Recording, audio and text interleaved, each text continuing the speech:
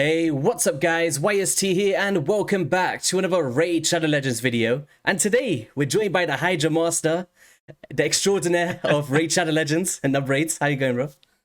It's going good. It's going good. Yeah, I'm happy to jump on and check out Sniktraak. Awesome. Yeah, so basically the reason why we pulled Nub on today is he loves Hydra Boss, as you guys are probably aware, but also because we're going to be showcasing Sniktraak today, who is a 10x champion in this weekend that's coming up. And I didn't see a bunch of videos out there according to the Hydra Boss. So I thought it'd be fun to showcase that, showcase him in the faction wars, and just discuss in general how he could be utilized in the Demon Lord clan boss as well. But first of all, aesthetics. Nub, how do you think about this champ? Yeah, he looks. Can I just? Had you planned to do this video before the 10x? Yeah, so happy coincidence. Yeah, so I recorded a Hydra Boss run yesterday, but we just got the announcement of the news today, so it's just kind of good timing, I guess. But yeah, Fate's smiling. All right, yeah, no, this guy, he looks absolutely awesome. He was actually the I think he was the third place finisher in an art contest that Raid held, I guess, a couple of years ago now. Yeah. Califlax is the champion that came first. They put Califlax into the game, gave a free copy of Califlax to its artist. I can't remember his name now. Yeah. And Sniktraak, I think they did change slightly, but the whole idea of this sort of Hedgehog Knight was also the third place. So I think they gave a free copy of him to that person as well. Yeah, he looks freaking awesome. Yeah, the community designs good stuff. I want to see what the second place one was now. If this was the third place, hopefully the second place guy will come through as well, because that'll be a bit. Yeah, they need to do more contests like this. Like, get the community involved more often. They're quality. Yeah, but let us know in the comment section, guys. How many of you actually pulled a Sniktraak? I'm seeing 233 reviews here, and the reviews do seem relatively positive, which I kind of agree with. But all right, let's break down the kit and all of that good stuff. So with the A1, with the Misery Morningstar, what a name, Polarium, can attack one enemy and has a 50% chance of placing a 50% decreased attack debuff for 2 turns. And this is bookable up to a 75% chance. And then if the target is under a leech debuff, has a 100% chance of placing that decreased attack debuff on the target for 2 turns before attacking. Now, if you guys are countering affinities, like the Hydra boss likes to switch around all the time with the Head of Wrath and stuff, the decreased attack before attacking is actually really, really clutch and keeps that up consistently. On the A2, with the Cloying Horror, can attack all enemies, has a 100% chance of placing a 30% decreased speed debuff for 2 turns. Will also place a shield buff on all allies equal to 30% of this champion's max HP, and the shield buff cannot be removed if it is placed when there are any enemies under leech debuffs. The A1 by default, it's just basic effect, is really good, just by itself. When you add in the whole thing, like you said, with placing it before attacking, so it bypasses affinity and everything like that, that's exceptionally good. Really great A1. The A2 is amazing. When you're looking at Hydra in particular, decreased speed is one of the most valuable debuffs you can bring, alongside decreased attack, incidentally. Yeah. But yeah, it slow those heads down, stop the timer, ticking away in terms of all their nasty moves going off, etc. So that's great. The shield, it's one of the best shields in the game. He's got very high base HP. You can see his damage all scales off HP. Because of his A3, you're going to build him with high HP as well. So it's going to be a really big shield that can't be removed. He's very consistent at providing leech as well. So having that unremovable shield, I think was he the same patch as Lanathril? And it's like his shield just, it makes Lanathril cry because it's so much better than his. Yeah, I can't remember, but it's definitely a great A2. And that was kind of the main reason why I wanted this champion, because I've got ally protection champs, right? But in Hydra Boss, I was mentioning to you before that I always struggled to have that consistent decreased speed, but with other utility as well. And Sniktraak had everything that I needed for my account, because I don't have Necmofar, I don't have Chris. So this is kind of my next best option. And yeah, he's been a game changer for me. But A3, do you want to read this one out? Absolutely, yeah. So Vermin Vitae, you put that in because it's hard to pronounce. Damn you. Places ally protection, 50% buff on all allies except this champion for 2 turns, and also places a 30% reflect damage buff on all allies for 2 turns. Then heals this champion by 50% of their max HP. A 3-turn cooldown when booked. Yeah, so reflect damage is like, it's not super valuable in this game. Like, it's alright when it ticks a little bit, but in the grand scheme of things, you're looking at the ally protection and the heal, because as far as I'm aware, there's not many champions that do ally protection and heal in the same like skill set. One kind of familiar champion would be Ugo. No, not Ugo, sorry. What's the other guy? Taraji the Frog, my boy. Taragi, yeah. Yeah. And if you think about Clan Boss, obviously Taraji has shield and ally protection in one ability. So that is a lot easier for speed tuning, especially with a Underpriest Brogni trying to pair the extension. But if you do kind of do his abilities correct in the right turn orders, you could place the shield, grow it from an Underpriest Brogni, and then head into the ally protection on the second turn. So in that kind of way, can be looked at as a legendary version of Taraji the Frog in a sense. But yeah, they're very similar. Yeah, there's definitely overlap there for sure. Yeah, but really strong. Ally protection, as many of you guys may be aware, one of the strongest damage mitigations in this game, period. And when it comes down to Soul Rot, it kind of comes into full effect here. So whenever an ally under reflect damage buff is attacked, will place a leech debuff on the attacker for 1 turn, reflects 50% of the damage this champion receives back to the attacker. Once again, doesn't reflect a big amount of damage, but increases the amount of damage reflected by 20% from reflect damage buffs placed by this champion. So if you think about it as an overall kit, it's not confusing. It pairs really, really well. So having the reflect damage up, allowing you to place leech, which will enable the decreased attack before attacking on 100%. So if you're relying on leech, you may not even have to book this A1 because it will just be going up anyway. The shield that cannot be removed if they're under the leech that he does place in his kit, and the ally protection. So he's just an overall super tank that keeps your team alive for a long time, and yeah, he's really cool, man. Yeah, there's like, I'd say 2 things. So one thing from the testing I did, and it's something we can watch out for in the runs here today. Yeah. As far as I'm aware, damage that is taken by a shield will not get reflected back. Yes. It counts as 0 damage. So for example, it works in your favor in Hydra, like when you, let's say, Royal Guard does a takedown, to try break someone free who's been devoured, it won't reflect damage back because it's not damage per se. Yeah.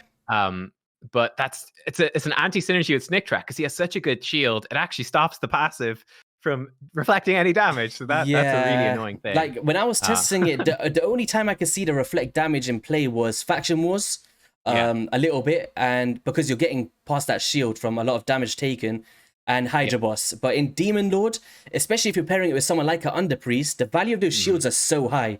So they're hardly ever cracked anyway, so you're not seeing the value of that. But for me, I kind of look at it as, you know how Hex is, where Hex enables the amazing abilities from other champions.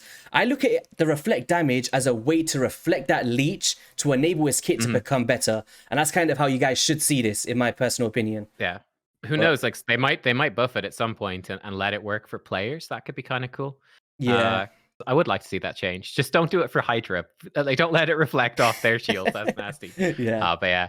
So that's one thing. It's one thing to watch out for when he's doing the run. And then I'm also very curious to see what Hydra team you put together because I know I just earlier recorded my Nightmare run where I use a Krisk. And I think like as an alternative to Krisk in that sense, to keep your team alive, this guy brings a lot with the shield, which obviously Krisk doesn't bring beyond the first couple of turns of this passive. But like that decreased attack with the ally protection. Now Sniktraak is also going to be bringing in Leech as well. The funny thing with my Krisk team, the only healing is Godseeker and Eerie within that team. Yeah. So I'm curious. That's one thing I'm very interested with Sniktraak is because he brings you the Leech and the shield. I think he could build a Hydra team in theory that has almost no healing whatsoever and probably doesn't need revives because it's highly unlikely people are going to die outside of being devoured. I'm curious to see. Yeah. No pressure, YSD, but I'm curious to see. But yeah, we want you to be critical here today. I want you to be critical. Yeah. So, all right, so this is kind of how I built my champion. I've gone for a Guardian set to kind of coincide with that ally protection and absorb as much damage as possible for our teammates. And basically gone for a blend of speed, accuracy, and resistance because we're only hitting the Brutal Hydra boss today. And our Geomancer has a decreased accuracy on the A1 ability. So when your buffs are getting stolen, if he's got decent resistance, it enables him to have enough resistance to resist that pretty much. But yeah, resistance and accuracy, just getting a nice blend. We've got HP percent on the gauntlets.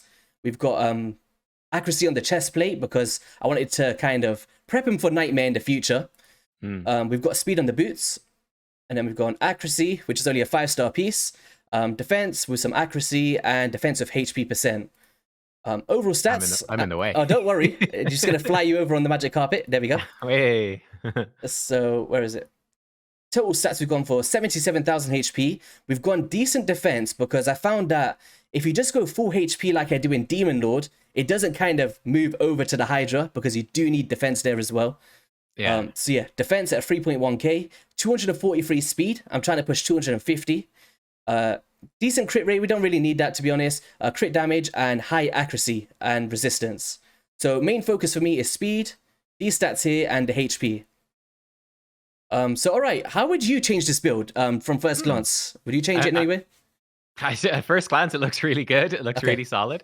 I mean, I guess one thing perhaps is just if you're using him in Iron Twins, like if you wanted him to just always land the debuffs, he'd need higher accuracy. Yes. Right, just without an increased accuracy buff. So that's maybe one thing. But like you said, 400 is plenty for Nightmare Hydra. Yeah. You know, so it's a big chunk. No, it looks good. I think it looks so really good. Would you go with how I went with Guardian over like a Reflex or regen and stuff like that? Relentless. Yeah, I think Guardian is the way to go. Yeah, I do. I think that's really nice. For Hydra, like their long fights, the bonus keeps going. He seems like he should be plenty tanky enough to take the punishment. It's just going to make your team tankier and he's going to be almost unkillable. Yeah, I think that's the way to go. So, all right, guys, that was the gear, the masteries, and everything that I've kind of learned on Sniktraak anyway so far. So we're going to start off with a Hydra run. I think we'll get that out of the way, and then we'll go into faction wars and some Iron Twins content towards the end of the video. Ooh, nice. So, all right, so this is the team. Is it what you expected? Well, I mean, there's a few common enough ones in there. Yeah, I'm interested to see. This is interesting. So basically, what I wanted to showcase was I wanted to survive as long as possible to showcase his kit. I didn't want to go for maximum damage and deal it in a quick amount of time. So just based on what you're looking at, without seeing the gear, the masteries, or anything, how long in terms of turn count do you think we're going to survive? Bearing in mind, I won't be using Rector Draft's heal a lot. And also Ugo will just be for like a cleanse, but obviously the max HP gets ticked on our champions as well over time. So how many turns? Yeah, it's interesting. I'd imagine it probably goes the full way. Pretty much, yeah. All right. I'd say at least 150. Okay, would be my guess. Let's see if we disappoint up. Pretty much to break down the team, we got a Geomancer in the lead position to base off Inquisitor Shamil that will be counterattacking with the Head of Torment. We got our Ugo for the block buffs and the drop defense, which we don't really need because Coroner actually has an ability where if targets are under decreased attack, he can then place a drop defense. Oh, yeah. So we could afford to actually just have a block buffs champion like Umbral Enchantress here, but the cleanse is really vital as well. Our Rector Draft to pick up our champions because we do actually die in this team. Sorry to spoil it. And Sniktraak is phenomenal for me. And one thing to pay close attention to here is no increased speed. So we're not trying to like go faster than them. We're just relying on Sniktraak's abilities to slow them down. So, all right, let's go into it. Yeah. I mean, the one thing that maybe you could change would be putting in like a Godseeker instead of... Nope. I think we didn't get the ability out. It's the wrong video. It's the right video. We just got resisted on the first ability. There we go. Oh, nice. But yeah, that was the only thing that I might like... say stands out a bit is you got that anti-synergy between the Perfect Veil of Rector and Inquisitor Shamael. Yeah. So you could potentially bring in someone like Godseeker that's going to give you complete coverage with the ally protection, right? Extend the ally protection from Sniktraak to cover like all 3 turns and just have it up permanently. Yeah. That could be pretty cool to try. What is your most hated Hydra head when you're facing it? Oh, good question. That's a good question. Man, okay, so my most hated has to be Decay. I think he's the most annoying. Yeah. Like, for example, this rotation, I use Husk for provokes a lot, and Husk is the wrong affinity, so you could just have, like, he just gets a turn sometimes, so you just weak hit. Dude gets a turn, cleanses everything, and like, cheers, that's great. There's one dude, I think it's the one that does the pain link or something like that. That guy has so much HP. What's that one called? Suffering. Oh man, how much HP, Polarium? I know. There's one time I had a burn on him for like 8 turns in a row, so I kept putting it back on. This guy wasn't dying. But all right, so what we're gonna do, we just go a little bit more into the run. Let's try to see his skills. So as you see here, we're on turn count 15, doing pretty well here. We've got burns on multiple heads, and the implementation of Brimstone is actually really clutch. So like when a head is getting eaten up, if Brimstone procs, you pretty much be able to get through those nasty shields that gets put up from time to time, and with the reflection of burns as well, works out really nice. Yeah, it's pure random, right? But Yeah. when it does work out and they eat someone which procs brimstone, it's so helpful. You're like, yeah, it worked. Yeah, but when that So, suffering is the ideal one oftentimes for brimstone because, for example, like you've got it on Head of Decay right now. When like your Coronar is really popping off and he's just provoked all the time, the brimstone just does literally nothing, right? Because he's just yeah, using his A1. I really like to have it on like Mischief or Wrath potentially, unless one of the other heads come in like you were saying. But so Yeah. in this run, it kept going on Decay, and it's like, what's going on?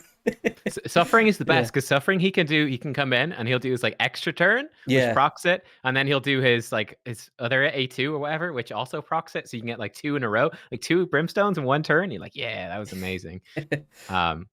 Yeah. So, all right. What I'm gonna do is, guys, I'm actually gonna let you enjoy the rest of the run. So you can actually see Sniktraak in play, and we'll speed up a little bit so it's not there for like 20 minutes, and then we'll come back to you towards the end of the run and talk about how the team went. So let's get into it.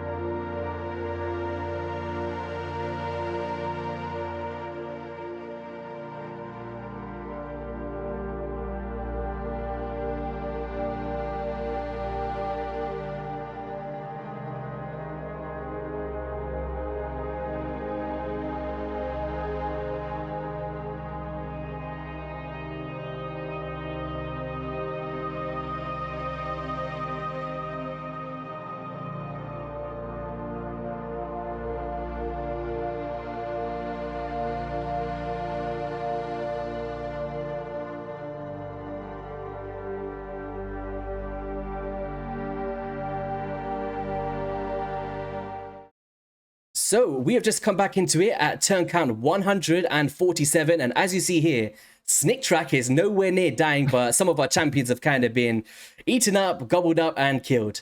So how did you find this team? Obviously, we haven't got increased speed. The gear isn't super endgame, I'd say. And yeah, how do you think it performed there? Looks great. Yeah, no, it looks great. It's a really solid 1 key. Yeah, you got more than enough. Like it's 29 million point something Yeah. for brutal. So like you've gone a good chunk above that. So it looks really good. Yeah. And as you Very guys seen interesting. there, with the Head of Wrath, we managed to place that decrease attack before attacking. So I just want to show a little showcase of that.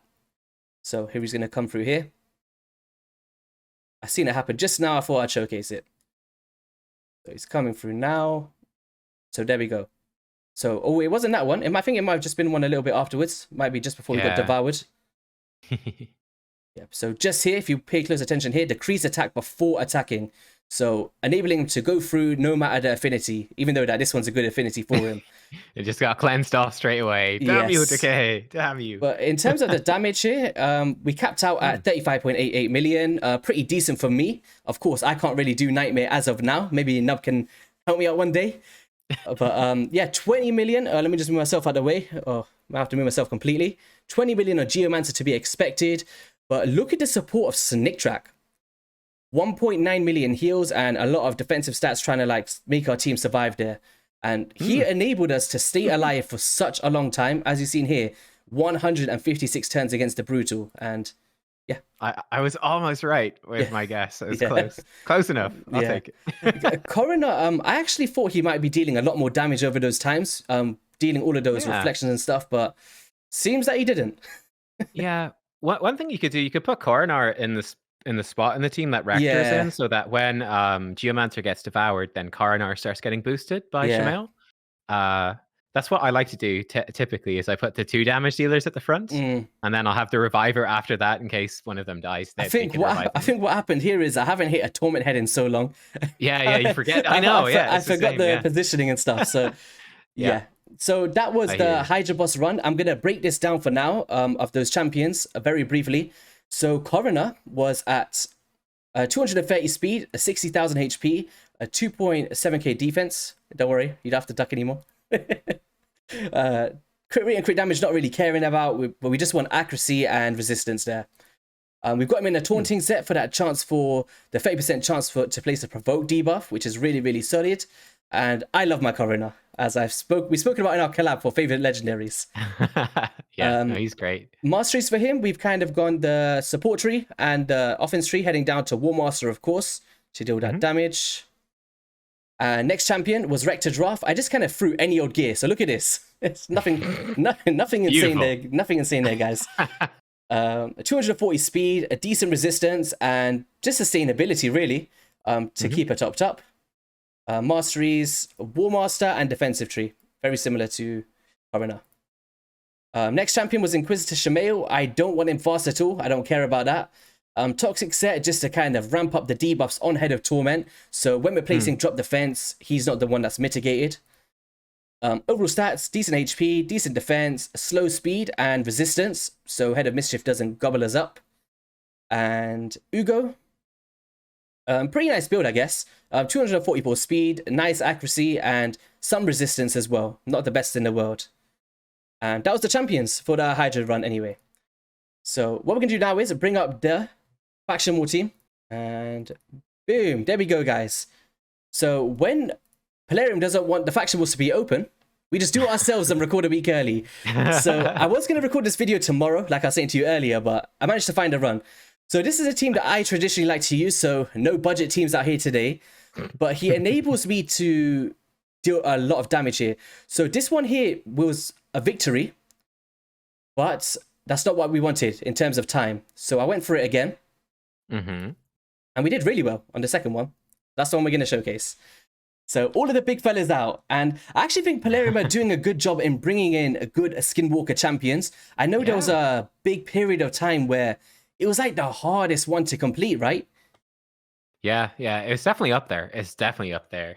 The problem I had with my Skinwalkers was I had no damage dealers in Skinwalkers for ages. Yeah. It was quite painful. I think Cleopteryx was actually, I think in hindsight, a really good free champion to give to people in the milestones. Yeah, she's ended up being exceptionally good, yeah. Do you use yours anywhere else apart from Faction Wars as of now? At the moment, right now, no. But I have used her in Hydra. She can work in Hydra and be pretty interesting. I used her for some of the Iron Twin stages actually initially. Oh, really? As well. Yeah, because her passive is quite cool. When your team starts dying off, she starts to counterattack like crazy. So she was actually pretty good for the early stages. Yeah. All right. Sniktraak here basically gonna deal the ally protection and also healing himself, so he's not going to be mitigated whatsoever, and the shield to kind of protect our champions as well. So if you guys are in that rhythm of somebody's always dying and it's getting tedious, and you've got someone like a, what's her name? What's her name again? Deadwood's going to kill me. Oh no, what's the Skinwalker chick called? Anyway, whatever she's called, we'll find out afterwards. Really Hofferys, is it? The hippo? No, it's not a hippo. Who are we talking about? The middle one. Oh, Steel Skull. There we go. We got that in the end. I don't think it's a woman, though. I think it's a guy. Don't. I'm so bad at those. I think he's got big pierced nipples, no? Oh, no. Ash is going to come up my throat again. But yeah, if you have him, then you can pretty much have a lot of healing and shields in your team, so... Yeah, we're coming through here, doing really well. I think it was just under 2 minutes. Nice. And I think for CVC in particular, this was something that I was really proud of. And Sniktraak was actually the reason for that. With that decreased speed, decreased attack, and ally protection, allowing me to bring in multiple damage dealers, not worrying about their survivabilities. So we don't need a reviver, pretty much, such as the Hippo, as you were saying before. Yeah. But yeah, in terms of healing, guys, look, 350,000 and a nice amount of damage at 500,000. So pretty respectable there. Cheeky 500,000 damage. He out-damaged Cleoptrix. You must have her in terrible damage gear, dude. I must do. She smacks. But yeah, I'm not going to really showcase it, guys. But in terms of clan boss, I'll just discuss it really briefly. So let's just say in a team like this, so where Tarogi the Frog is, there could be ways where you'll put in a Sniktraak. Let's just take him out. It's recently used. Where's Sniktraak? I just used him. What's going on? There he is. So you could use something like this, right? So you've got the ally protection and you can extend it with Anchorite and put up the skills at different times to enable him to extend Sniktraak's shield. And that would be one nice play to put with Sniktraak. But just as a progression champion, I still think he will be putting a lot of work. Yeah, I can imagine a lot of Doom Tower bosses as well. Yeah. He'd probably be really good there. Yeah, I was gonna say, I actually think that he can solo the Scarab King. Yeah, he probably can. Yeah, so if you guys do want to see that video, I will maybe prep it over the weekend. Let's see how it goes. I think a high resistance toxic set on a Sniktraak could be a solo build for Scarab King because he's got shields, he's the right affinity for it, he's got decreased attack before attacking, and he also places Leech to heal himself back up from Warmaster hits. So yeah. I think that'd be an interesting take on it, to be honest. Yeah, I presume, can he do his A3 when there's no one alive? He probably can't. Yeah. He gives himself increased defense. That heals him a ton. Yeah, so I think if you just force it with presets, I think it's something that you could do, yeah. But even if you don't want to do a solo build, he still places that shield on a free turn cooldown. So if you want to do like those allure strategies with Heartseekers, he could be a consistent shield champion to throw into the mix that has decreased speed. Very vital. So if you're struggling to reach the thresholds of that Scarab King at stage 100, he's like, no problem, YST, we got you, and boom, he's got you. All right, so in terms of this, I was actually going to show a run, but unfortunately, I don't know my keys for my video earlier. Oh no. Yeah, so what I could do is, what I will do is, yeah, what I'll do, guys, once it hits reset, I'll do like a stage 13 or something, or maybe put a bit of extra accuracy for stage 50 and see how he performs, and I'll edit as the outro. So, Nub, thank you so much for coming on today. I appreciate your time jumping on. Yeah, it's been great. It's great. I mean, Sniktraak, he's just such a cool champion. So it's a pleasure to jump on and to see the sort of teams you built with him. See him in action. I thought, like, I was going to do the video. I was like, Nub really always asks about Sniktraak and how I think about it. So I thought this is like a perfect video to get you on and just see your insights from the Hydra perspective as well, which I thought was pretty interesting. So... yeah, if any of you guys do want to check out Nubraid's channel, which you should, he just hit 20,000. Congratulations again. Thank you. Make sure you guys go drop a like and subscription on his channel because he makes amazing content. And if you enjoy Hydra stuff, he's the man to go and see. But yeah, if you did enjoy the video, be sure to hit that like and subscribe button, and we will catch you guys on the next one. Peace.